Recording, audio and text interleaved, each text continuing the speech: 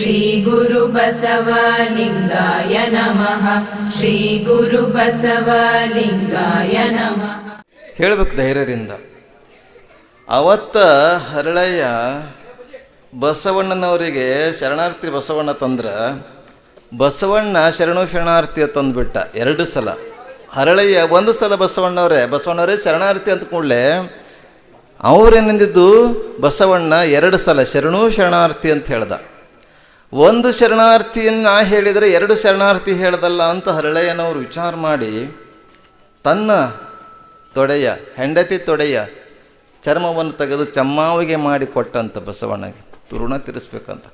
ಆ ನಮಸ್ಕಾರ ಶರಣಾರ್ಥಿ ಅನ್ನೋದಲ್ಲಿ ಹರಿ ಓಂ ಅನ್ನೋದಲ್ಲಿ ಹಲೋ ಬೇಡ್ರಿ ಈಗ ನಾವು ಅನ್ನೋದು. ಹರಿ ಓಂ, ನಮಸ್ತೆ, ಶಿವಾಯ ನಮಃ ಈ ಶಬ್ದಗಳನ್ನು ನಮ್ಮ ಪರಂಪರೆಯಲ್ಲಿ ಆಗುವಂಥದ್ದು. ಇನ್ನೊಂದ್ಸಲ ಜೋರಾಗಿ ಹೇಳೋಣ, ಶರಣಾರ್ಥಿ.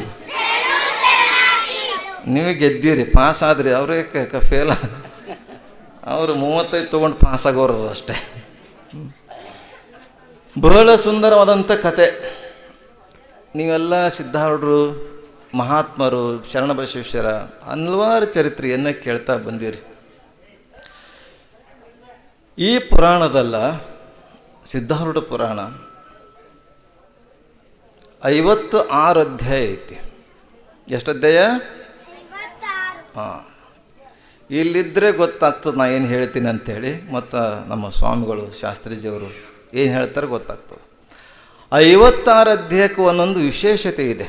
ಇವತ್ತು 18 ಅಧ್ಯಾಯ, 18 ವೇದ, 18 ಪುರಾಣ ಏನಂತ ಹೇಳ್ತೇವಲ್ಲ. ಭಗವದ್ಗೀತೆ 18 ಅಧ್ಯಾಯ ರೀ. ಮಹಾಭಾರತ 18 ಅಧ್ಯಾಯ ಖಂಡಗಳು. ರಾಮಾಯಣ 18, ದೇವಿ ಪುರಾಣ ಕೂಡ 18. ಮತ್ತು ನೀವು 18 ತಂದು ಮತ್ತು ಬೈಗಳಂತ ತಿಳ್ಕೊಂಡ್ರಿ. ಹೆಂಗೆ ಮಾಡ್ತೇವೆ 18 ಊಟದವನ ಅಂತೇಳಿ. ಆ 18 ಬೇರೆ, ಈ 18 ಬೇರೆ. ಇಲ್ಲಿ ಸಿದ್ಧಾರೂಢ ಪುರಾಣ ಅಂತಂದರೆ ಸ್ವತಃ ಸಿದ್ಧಾರೂಢರೇ ಕೂತ್ಕೊಂಡು ಪುರಾಣವನ್ನು ರಚನೆ ಮಾಡಿರುವಂಥದ್ದು, ಬರೆಸಿರುವಂಥದ್ದು. ಯಾಕಂದ್ರೆ ಹೇಳುವಂಥವ್ರು ನಾವಲ್ಲ, ಬರೆಯುವಂಥವ್ರು ನಾವಲ್ಲ ಅನ್ನುವಂಥ ಭಾವನೆಯಿಂದ ಬರೆಯುವಂಥದ್ದು. ಇಲ್ಲ 56 ಅಧ್ಯಾಯಕ್ಕೆ ಯಾಕೆ ಮಾಡಿದಾರತ್ತಂದರೆ ವಿಚಾರ ಮಾಡಬೇಕು. ಆ ಪೀಠಿಕೆಯಲ್ಲಿನೇ ಹೇಳಿರ್ಬೇಕು ನಿಮಗೆ ಗುರುಗಳು. ವೇದಗಳು 4 ವೇದ, 6 ಶಾಸ್ತ್ರ, 18 ಪುರಾಣ, 28 ಆಗಮಗಳು. ಎಷ್ಟೆಲ್ಲ ಕೂಡಿಸಿದ್ರೆ ಎಷ್ಟಾಗ್ತ ಗೊತ್ತೇನು? 4 ವೇದಗಳು. ಅದ್ರ ವಿವರಣೆ ಮತ್ತು ಸಮಯ ಸಿಕ್ಕ ನೋಡೋಣ. 4 ವೇದ, 6 ಶಾಸ್ತ್ರ, 4 6 10, ಮತ್ತು ವೇದಗಳು 18 ಪುರಾಣ, 18 10 28 28 ಆಗಮಗಳು, 28 56. ಈ ವಿಚಾರವನ್ನು ಇಟ್ಕೊಂಡು 56 ಅಧ್ಯಾಯವನ್ನು ಮಾಡಿ, ಈ 56 ಅಧ್ಯಾಯವನ್ನು ಪುರಾಣವನ್ನು ಓದಿದ್ದೇ ಆದರೆ ಈ ಎಲ್ಲ ಕಥೆಗಳು, ಪುರಾಣಗಳು, ವೇದಗಳು ಓದಿದಷ್ಟೇ ಫಲ ಸಿಗ್ತದನ್ನುವಂಥದ್ದನ್ನು ಪೀಠಿಕೆಯಲ್ಲಿ ಹೇಳ್ತಾರೆ. ಬಹಳ ಸುಂದರವಂತ ವಿಚಾರ. ಸಮಭಾವನೆಯನ್ನು ತರುವಂಥ ಚರಿತ್ರೆ ಇದು. ಸಮಭಾವನೆಯನ್ನು ನಾವು ಹೇಳ್ತೀವಿ. ಬಸವಣ್ಣವರ ತತ್ವವನ್ನು ಇವ ನಮ್ಮವ ಎಂದೆನಿಸಯ್ಯ, ಇವ ನಿಮ್ಮ ಮನೆಯ ಮಗನೆಂದೆನಿಸಯ್ಯ ಹೇಳ್ತೀವಿ. ನಾವು ಅಷ್ಟೇ ಹೇಳೋಕ್ಕಾಗ್ತೀವಿ. ಇವತ್ತು ಸಿದ್ಧಾರೂಢರ ಪುರಾಣದವನ್ನು ವಿಚಾರ ಮಾಡಿದರೆ ಬೆಂಕಿ ಇಟ್ಟಾಗೂ ಅದೇ ಭಾವನೆ ಇತ್ತು, ಬಂಗಾರದ ಕಿರೀಟ ಇಟ್ಟಾಗೂ ಅದೇ ಭಾವನೆಯನ್ನು ತಾಳುವಂಥದ್ದು ಪುರಾಣ ಇದು. ಅಂದರೆ ನಮ್ಮಲ್ಲಿ ಕೂಡ ಸುಖ ಬಂದಾಗ ಹಾಗೆ ಇರಬೇಕು, ದುಃಖ ಬಂದಾಗೂ ಹಾಗೆ ಇರಬೇಕೆನ್ನುವಂಥ ತತ್ವವನ್ನು ಪುರಾಣದ ಜೊತೆಗೆ ಏನು ಮಾಡ್ತಾ ಇದ್ದಾರೆ, ಅಧ್ಯಾತ್ಮದ ವಿಚಾರವನ್ನು ಹೋಲಿಸ್ಕೊಂಡು ಹೋಗ್ತಾ ಇದ್ದಾರೆ. ಇವತ್ತು ಸಿದ್ಧಾರೂಢರ ಪುರಾಣದಲ್ಲಿ ಚರಿತ್ರೆಯನ್ನಾಗಲಿ ಅಥವಾ ಪುರಾಣದಲ್ಲಾಗಲಿ ಅಥವಾ ಹುಬ್ಬಳ್ಳಿಯಲ್ಲಾಗಿ ನೋಡಿದರೆ ನೀವು ಕೌದಿ ಪೂಜೆ ಅಂತ ಮಾಡ್ತಾರೆ. ಕೌದಿ ಪೂಜೆ ಗೊತ್ತಾ ನೀವು? ಕೌದಿ ಪೂಜೆ ಮಾಡೋದನ್ನು ಕೌದ್ಯಾಗ ಹುಟ್ಟಿರಬೇಕು, ಕೌದ್ಯಾಗೆ ನಾವೆಲ್ಲ ಕೌದ್ಯಾಗ ಹುಟ್ಟಿದವರಲ್ಲ ಅಂತ ಅದಕ್ಕೆ ಮಾಡ್ತಿರಬೇಕು ಅಂತ ಅಂತೀವಿ. ಆದರೆ ಹಂಗಲ್ಲ. ಈ ಕೌದಿಯನ್ನು ಹೊಲಿಬೇಕಾಗಿತ್ತರೆ ಏನು ಮಾಡ್ತೇವೆ, ಎಲ್ಲ ಅರಬಿಗಳು ಚೀಟೆ ತುಕಡಿ ಪೀಸ್ ಇರ್ತಾವಲ್ಲ, ಆ ತುಣುಕುಗಳನ್ನು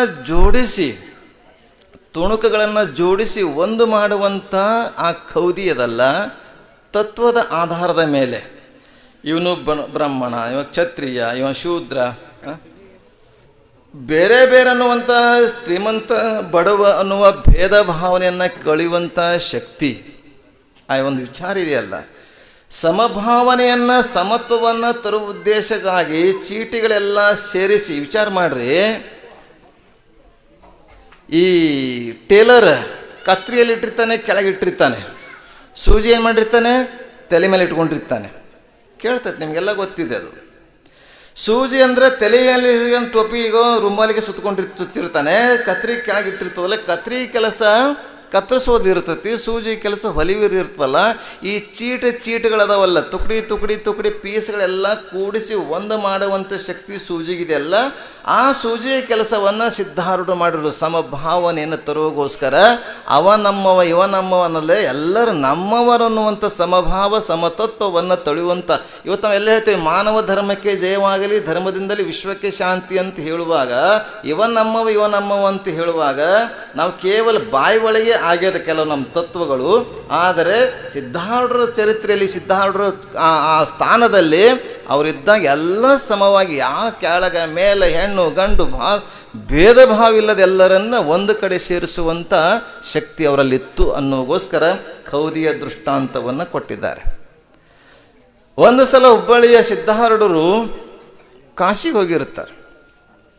ಕಾಶಿಗೆ ಹೋದಾಗ ನಿಮಗೆಲ್ಲ ಗೊತ್ತಿದೆ, ಅವಾಗ ಸ್ವಲ್ಪ ಜಾತೀಯತೆ ಇತ್ತು, ಈಗೆಲ್ಲ ಕಡಿಮೆ ಆಗೈತಿ. ಆವಾಗ ಭಾಳ ಇತ್ತು, ಈಗೆಲ್ಲ ಕಡಿಮೆ ಹಾಕ್ಕೊಂಡು ಬಂದೈತಿ. ಆವಾಗ ಸಿದ್ಧಾರೂಢರ ಕಾಲದಲ್ಲಿ ಹಾಗೆ ಇರೋರಲ್ಲಿ ಬರೇ ಮೈಲಿರುವಂಥವ್ರು ಸಾಧುಗಳು ಹೆಂಗಿದ್ರೇನು ಹೋಗಿ ಅಲ್ಲಿ ಊಟಕ್ಕೆ ಪ್ರಸಾದ ಕೂತಿದ್ದಾರೆ. ಅವಾಗ ಪುರೋಹಿತ ಶಾಹಿಗಳು ಬ್ರಾಹ್ಮಣರು ಅತ್ತ ಕುತ್ಕೋ ಅಲ್ಲಿ ಕುತ್ಕೋ ಅಂತ ಹಿಂಗೆ ಎಬ್ಬಿಸ್ಕೊಂಡು ದಂಡಿಗೆ ಕೂಡಿಸ್ತಾರೆ.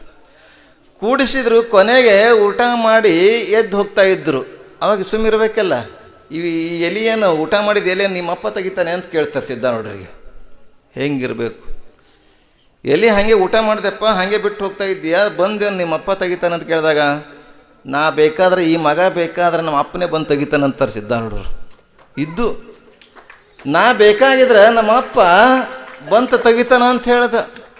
ಮುಂದೇನಾಗ್ತಂತ ಕೇಳಿದ್ರೆ ಎದ್ದು ಹೋಗ್ಬೇಕಾದ್ರೆ ನೋಡೋಣ ಅಂಥೇಳಿ ಅಷ್ಟರಲ್ಲಿ ಒಬ್ಬ ಮುದುಕನ ವೇಷಧಾರಿಯಾಗಿ ಮುದುಕ ಬಂದು ನಮ್ಮ ಹುಡುಗ ಇಲ್ಲಿ ಊಟ ಮಾಡ್ಯಾನಂತಲ್ರಿ, ಎಲ್ಲಿ ಊಟ ಮಾಡ್ಯಾನ ಅಂತ ಕೇಳಿ ಎಲಿ ತೆಗಿಯಾಕತ್ತಾನ. ಒಬ್ಬ ಹೆಣ್ಮಗಳು ಅತ್ಯಂತ ಪಿತಾಂಬರನ ಉಟ್ಕೊಂಡು ಬಂಗಾರದ ತಂಬಿಗೆಯಲ್ಲಿ ನೀರನ್ನು ತಗೊಂಡು ಬಂದುಬಿಟ್ಟು ಕೈ ತೊಳಿತಾ ಇದ್ದಾಳೆ ಸಿದ್ಧಾರೂಢರು. ಇವ್ರು ಯಾರು ಅಲ್ಲ, ಸಾಕ್ಷಾತ್ ಕಾಶಿ ವಿಶ್ವನಾಥನ ಮುದುಕನ ವೇಷಧಾರಿಯಾಗಿ ಬಂದಿದ್ದ ಅನ್ನಪೂರ್ಣೇಶ್ವರಿ ತಾಯಿಯಾಗಿ ಬಂದಿರುವಂಥದ್ದು ನೋಡ್ತಿರ್ತೇವೆ. ಇದು ಇವತ್ತು ನೀವು ಎಲ್ಲ ಶರಣ ಬಸವೇಶ್ವರ ಚರಿತ್ರೆ ಕೇಳಿರಿ. ಸಾಲ ಮಾಡಿದ್ರು, ದಾಸೋಹಕ್ಕಾಗಿ ಸಾಲ ಮಾಡಿದ್ರು. ಸಾಲಗಾರರು ಬಂದು ತೊಂದರೆ ಕೊಡ್ತಾರೆ. ಏನು ಶರಣ, ಇಷ್ಟು ದಿವಸ ಆಯಿತು, ಇಷ್ಟು ವರ್ಷ ಆಯಿತು, ಸಾಲ ತೊಗೊಂಡ್ರಿ, ಸಾಲನೇ ಕೊಡ್ತಾ ಇಲ್ಲಲ್ಲ, ಇನ್ನೂ ಯಾವಾಗ ಕೊಡ್ತೀವಿ ಅಂತ ಕೇಳಿದಾಗ ಶರಣರು ಹೇಳ್ತಾರೆ, ನಮ್ಮಪ್ಪ ಭಗವಂತ ದೇವರು, ನಮ್ಮಪ್ಪ ಯಾವಾಗ ಕೊಡ್ತಾನೆ ಅವಾಗ ಕೊಡ್ತೀನಿ ಅಂತಂದ್ರಂತ ಶರಣರು. ನಮ್ಮಪ್ಪ ಕೊಟ್ಟಾಗ, ದೇವರು ಕೊಟ್ಟಾಗ ಕೊಡ್ತೀನಿ ಅನ್ನೋ ಭಾವನೆಯನ್ನು ತಾಳಿದಾಗ ಸಾಕ್ಷಾತ್ ಪರಮೇಶ್ವರನೇ ಆ ಸಾಲಗಾರನ ಸ್ವಪ್ನದಲ್ಲಿ ಹೋಗಿ ಶರಣ ಬಸವೇಶ್ವರರಿಗೆ ಏನು ಸಾಲ ಕೊಟ್ಟರೆ ಪತ್ರ ಇರ್ತಲ್ಲ, ಆ ಪತ್ರ ತಗೊಂಡು ನಿನ್ನ ಸಾಲ ಎಷ್ಟೊತ್ತ ಐತಪ್ಪ ಅಂತ ಆ ಸಾಲವನ್ನು ತೀರಿಸಿ ಪತ್ರ ಹರಿದು ಹಾಕ್ತಾನಂತೆ ಸಾಕ್ಷಾತ್ ಪರಮೇಶ್ವರನೇ. ಇದು ನಂಬಿಕೆ. ಎಲ್ಲ ಮಹಾತ್ಮರು ಪರಮಾತ್ಮನ ಮೇಲೆ ನಂಬಿಕೆ ಇಟ್ಟಿದ್ದಾರೆ. ಆದರೆ ನಾವೆಲ್ಲ ಎದ್ರ ಮೇಲೆ ಇಟ್ಟಿದ್ದೀವಿ ಅಂತಂದರೆ, ಹೆಣ್ಣಿಗಾಗಿ ಸತ್ತವರು ಕೋಟಿ, ಮಣ್ಣಿಗಾಗಿ ಸತ್ತವರು ಕೋಟಿ. ಇಲ್ಲ, ನಾವೆಲ್ಲ ಅದಕ್ಕಾಗಿ ಎಷ್ಟೊಂದು ನಾವು ಇದಕ್ಕಾಗಿ